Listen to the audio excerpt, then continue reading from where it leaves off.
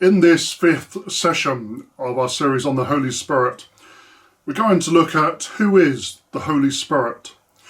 The Trinity is not easy to explain, but one of the easiest ways to do so is to look at an apple. Now, the apple has three parts. It has the peel, and so that's one part of the apple. It has the flesh, so you see the flesh part of the apple, and then it has the core. And so there's three parts of the apple. There's the peel, there's the flesh, and there's the core. And here we see them as three separate parts, but they're part of the whole. When they come together, they are one apple, even though they are three separate parts. And that's what the Bible talks about with the Trinity. Now, in the Gospel of John, it's called the Paschal Discourse of Jesus, on the night before he was crucified, that Jesus gathered the disciples together and he taught about he was going to be leaving them, but that the Father would send somebody in his place, the Holy Spirit. And it's recorded between the Gospel of is recorded in the Gospel of John, the 13th to the 17th chapter. And I'm just going to read a couple of verses to you. The first is from John chapter 15, verse 26. When the Counselor comes, whom I will send to you from the Father, the Spirit of truth who goes out from the Father, he will testify about me, and you also must testify, for you have been with me from the beginning.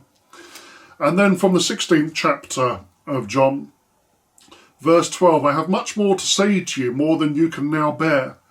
But when he, the Spirit of truth, comes, he will guide you into all truth. He will not speak on his own. He will only speak what he hears, and he will tell you what is yet to come. He will bring glory to me by taking from what is mine and making it known to you. All that belongs to the Father is mine. That is why I said the Spirit will take from what is mine and make it known to you. In a little while you will see me no more, and then after a little while you will see me. When I was a young Christian, I was going to speak at a meeting in London, and I had some friends who came with me, and these were in the days before satellite navigation. And I'd forgotten to bring the map of London that I had, and the directions I'd written down. We got hopelessly lost, and I thought I might be late for the meeting. And we all sat there and prayed, and I said, Lord, I said, if you want me at that meeting, please help us, because I'm lost in London and I don't know where this church is, and the directions we have are not making any sense. I really do need your help. All of a sudden, I had what could only be called a word of knowledge, and I just knew the route. I drove down this road. I knew I had to turn right at the end of it, and literally for about 7 miles, I just knew, I had a word of knowledge. I just knew the way to that church. I just felt the Holy Spirit saying to me, turn left here, go straight ahead there. There was another time when I was driving into town with a non-Christian, and the person said to me, you will never get a parking space, Sean. It's impossible this time of day to get a parking place in town. And the Holy Spirit gave me a word of knowledge, and I just knew, I saw it. I saw it in the Spirit. I said, there is a place outside such and such a shop. I can guarantee you 100% there is a place there. And the person said, well, how do you know? And I said, the Lord has just shown me that the place is there. And sure enough, when we got there, there was a place outside the shop. Now, this is very important that I say this to you, because that's not how God leads us throughout our whole Christian life. Life would be very boring if we were just slaves who God just directed us all the time what to do and where to go. But I think God gave me those two experiences, which I still remember so vividly today, because he was helping me to trust the Holy Spirit. He was enabling me to follow God in small things. So in small ways, he was showing me that I could actually trust the Holy Spirit. Well, when the Holy Spirit clearly speaks to me and clearly shows me something, that in these little things that I could trust him. I've never had an experience like that again where the Lord has shown me a parking spot. I've had to find one or be frustrated and wait for one just like everybody else. But as I say, in those early days of my walking with God, I think God gave me those two experiences so that I could learn to trust the Holy Spirit. It was part of my learning experience of God, so that I could trust him in the small things, so that when in my ministry it's come to the bigger things, real big steps of faith that I've had to take because of some of those early experiences, I knew that I could trust the Holy Spirit, that when he spoke or when he showed me something, that I knew that God was faithful and that I could trust him. And so that's how the Lord led me in my early days, just by a number of experiences like that. Now, the scene of the passage which or the verses we've just looked at, is when Jesus was talking about his impending death. And Jesus was teaching the disciples in those recorded in those 4 chapters. He was teaching them that if you love me, then obey what I command, and I will love you in return, and I will show myself to you. And if you obey what I command, that God will give you a counselor. He will give you the Spirit of truth. And the Spirit of truth cannot be seen physically, but you will know him, for he will be with you, and he will be in you. And he will lead you, he will guide you, he will speak to you, he will be your helper, he will be your comforter. And as I say, in those 2 early experiences, I learned what it meant when the Holy Spirit does help in just those small ways, so that I could trust him later on in life in the bigger ways and the bigger things that God had destined for me. Who is the Holy Spirit? Well, firstly, he is a person of the Trinity, that God has revealed himself in 3 ways: God the Father, God the Son, and God the Holy Spirit. I remember the visual example of the apple, where you have the peel, you have the flesh, you have the core. Then it's together, it's one apple. It's not 3 apples, it's not 3 different parts, it's one apple. But when you separate the parts, you see 3 different parts. And that's how God has chosen to manifest himself in 3 different aspects: God the Father, God the Son, and God the Holy Spirit. But it's still one God.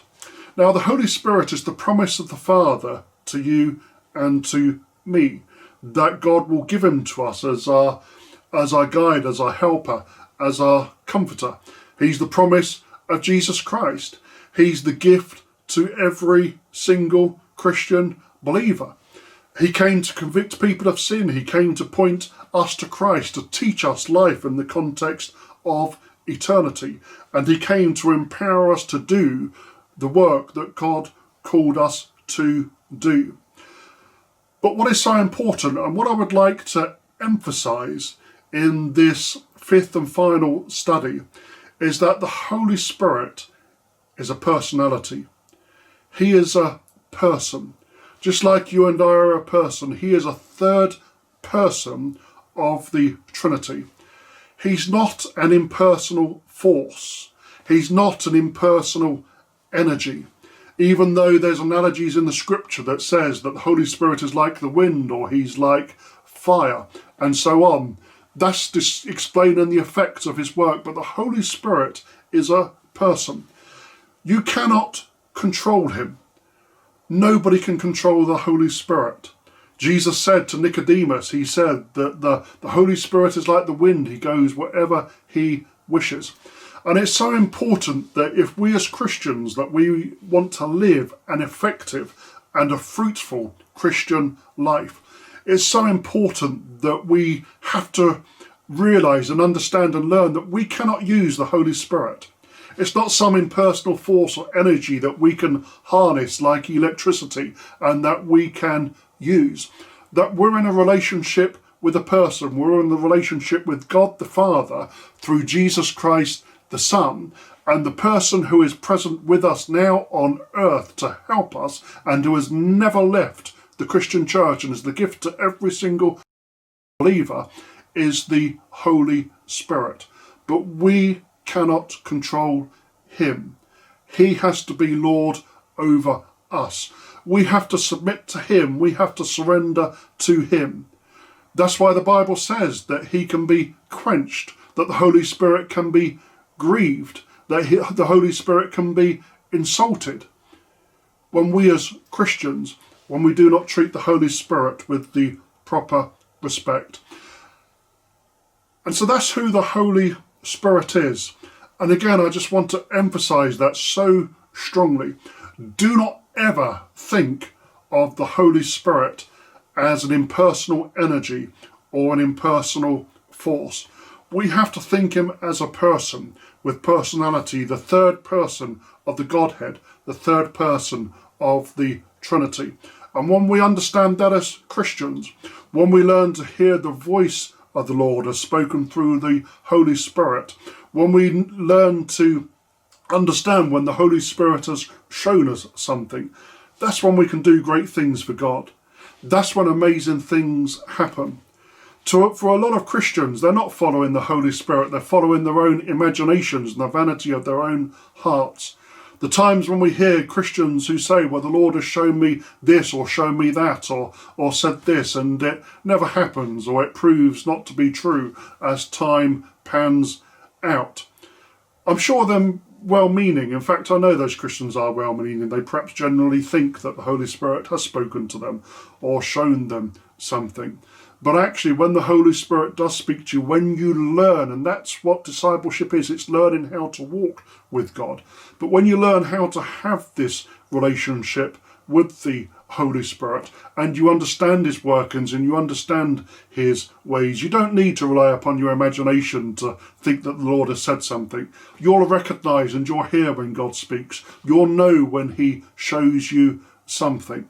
And that's why I shared those two stories at the beginning. When the Holy Spirit, when I was lost in London, he showed me how to get to a church that I was due to preach at by literally saying, turn left here, go across the traffic lights here, turn up right at this junction, and led me several miles to this church. And my friends were amazed. They said, Sean, that's amazing what's just happened.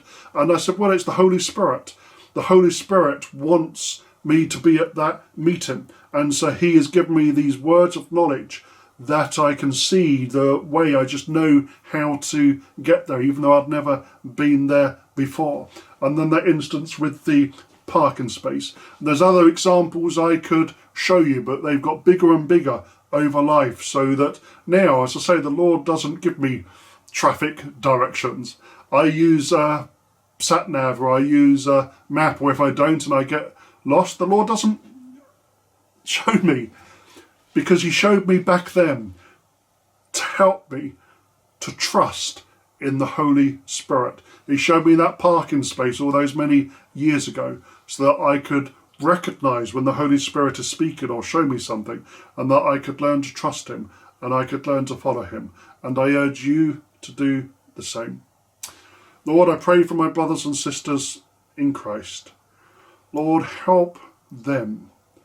Help us to recognize the voice and the ways and the leading and the guidance and the help and the comfort of the Holy Spirit. Not to rely on the vanity of our hearts or our imaginations, but to realize that you have sent a very real helper, a very real person into our lives to help us become who you've called us to be and to do what you've called us to do, to empower us to do great things for your kingdom. But you are not our servant. You are not an impersonal force or an energy that we can harness. We are your servants, Lord. So in the name of Jesus Christ, we submit ourselves to you. Amen.